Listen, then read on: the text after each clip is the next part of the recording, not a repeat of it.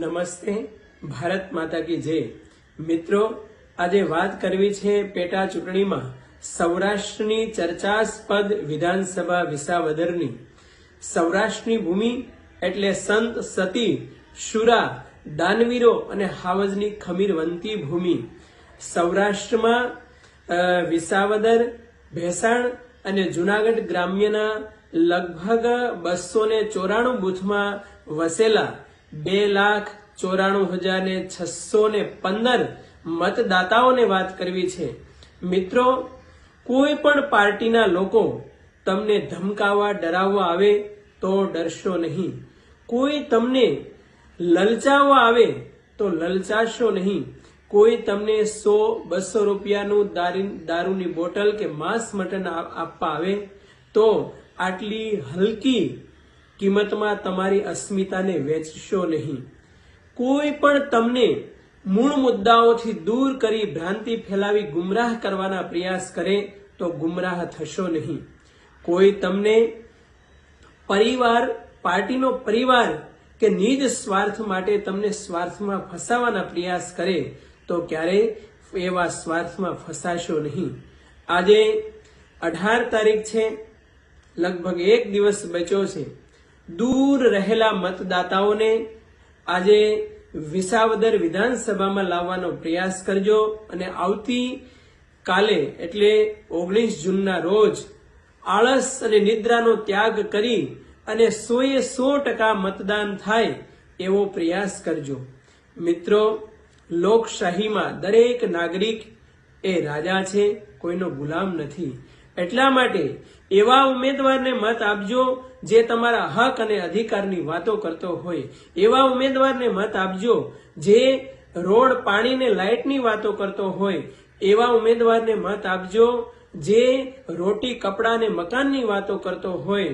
એવા ઉમેદવારને મત આપજો જે ખેડૂતોને મૂંઝવતા પ્રશ્નોની વાતો કરતો હોય। એવા ઉમેદવારને મત આપજો જે વિસાવદર વિધાનસભામાં મોંઘવારી, ગરીબી, ભ્રષ્ટાચાર અને બેરોજગારીને દૂર કરવાની વાતો કરતો હોય। એવા ઉમેદવારને મત આપજો જે વિસાવદર વિધાનસભામાં શિક્ષણ અને સ્વાસ્થ્યને પ્રાથમિકતા આપતો હોય। એવા ઉમેદવારને મત આપજો।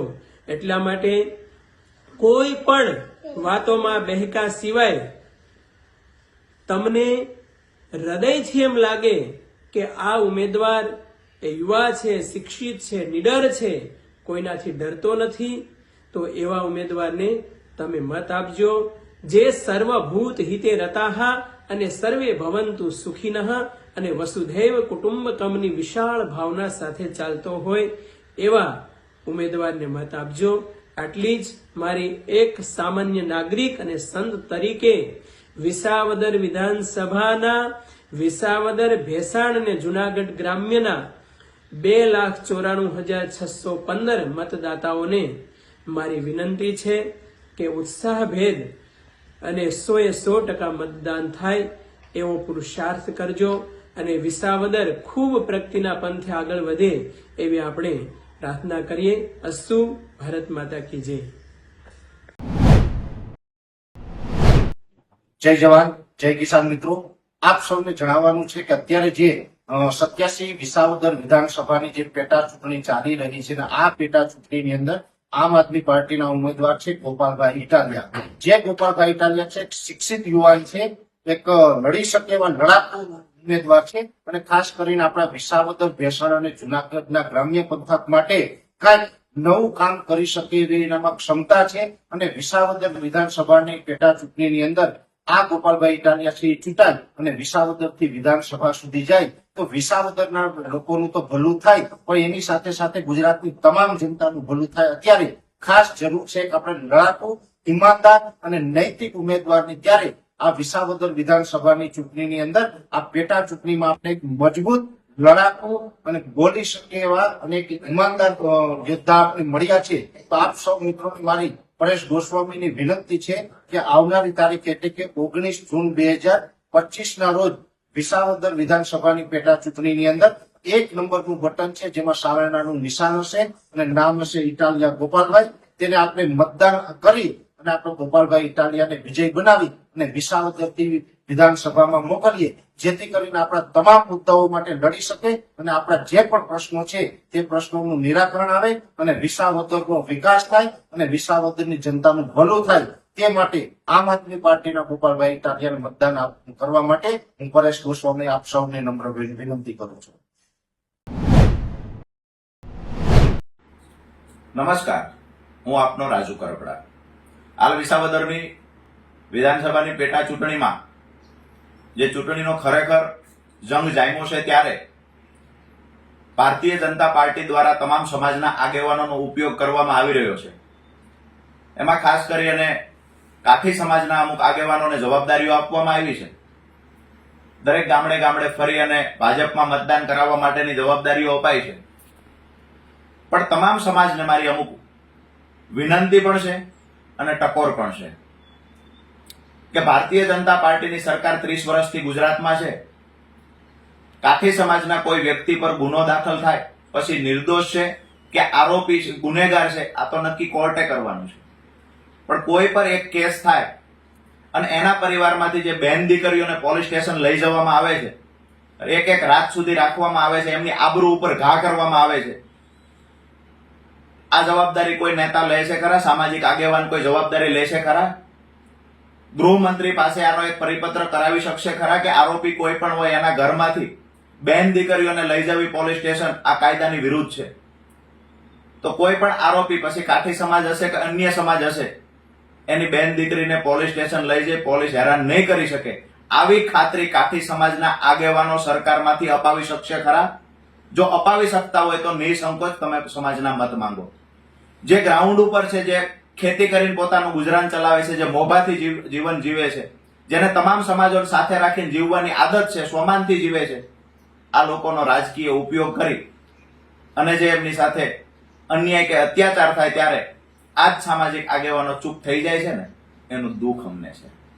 આ વાત કરીએ પાટીદાર સમાજની, તો પાયલબેન ગોટી સાથે અત્યાચાર અન્યાય થયો, તો પાટીદારની દીકરી પર અન્યાય થયો ત્યારે ભાજપના કેટલા ધારાસભ્યો ખુલીને બોલ્યા? આનું કોઈ નામ હોય તો મને આપજો. આજે વિસાવદર વિધાનસભામાંથી જે ભાજપના ઉમેદવાર ચૂંટણી લડે છે, પાયલબેન ગોટી પર અન્યાય થયો, આખા ગુજરાતે જોયું, આખા દેશે જોયું. વિસાવદર વિધાનસભાના ભાજપના ઉમેદવારે સરકારમાં એક રજૂઆત કરી હોય કે આ દીકરી સાથે ખોટું થયું છે, એક રજૂઆત કરી હોય, એક પત્ર લખ્યો હોય તો મને બતાવજો. વાત કરીએ જસદણ વિછિયાની, આજે કોળી સમાજના અમુક આગેવાનોને જવાબદારી આપવામાં આવી છે સામાજિક લેવલે કે કોળી સમાજના મત ભાજપમાં અપાવો. પણ જસદણ વિછિયામાં 6 મહિના નથી થયા હજુ ઘટનાને, 85 થી વધારે કોળી સમાજના લોકોને ખોટી રીતે 307 જેવી ગંભીર ગુનામાં ફસાવી અને પોલીસે માર માર્યો અને જેલમાં પૂરી દીધા.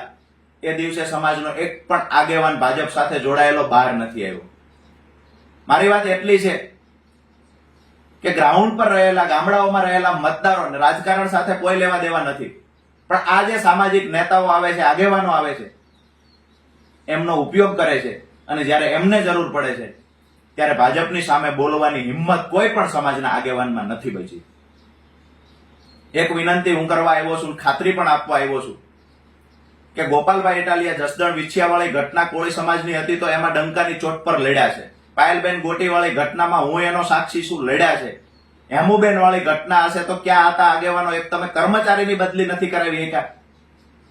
8 દિવસ સુધી દીકરીઓને જેલમાં રાખવામાં આવી. કોઈના પરિવારમાંથી 80 વર્ષના માજીઓને ડોહીમાને પોલીસ સ્ટેશન બેસાડી દેવામાં આવે, કોઈના ઘરના પ્રાણીઓ પોલીસ સ્ટેશન લઈ જવામાં આવે. આરોપી છે, આતંકવાદી નથી. સગાવાલાઓને ટોર્ચર કરવામાં આવે. ભાજપ સાથે જોડાયેલા નેતાઓને કહીએ છીએ જો તમારામાં તાકાત હોય કે ગૃહમંત્રી પરિપત્ર કરી દે અથવા ગૃહમંત્રી પોલીસને સૂચના આપી દે કે આરોપીને તમે ફૂંકી મારજો, પણ એના પરિવારની બેન દીકરીઓને ક્યારે હેરાન ન કરતા, આટલી ખાતરી સમાજના આગેવાનો આપી શકતા હોય પછી તમામ સમાજના આગેવાનોને કહીએ છીએ જો આટલી ખાતરી આપી શકતા હોય તો સમાજનો ઉપયોગ કરજો, બાકી રાજકીય હાથો બની અને સમાજને હેરાન કરવાનું કામ ન કરશો. આ વાત સાથે મારી વાત પૂરી કરું છું. આવતી 19 તારીખે વિસાવદર, ભેસાણ અને જુનાગઢ ગ્રામ્યમાં રહેલા તમામ સમાજના આગેવાનો, કાર્યકર્તાઓ અને મતદારોને કહીએ છીએ કે સમય આવ્યો છે આગેવાનોને ઓળખવાનો. ગોપાલ ઇટાલિયા રોડથી લઈને વિધાનસભા સુધી તમામ સમાજ માટે લડશે, એની હું ખાતરી આપું છું.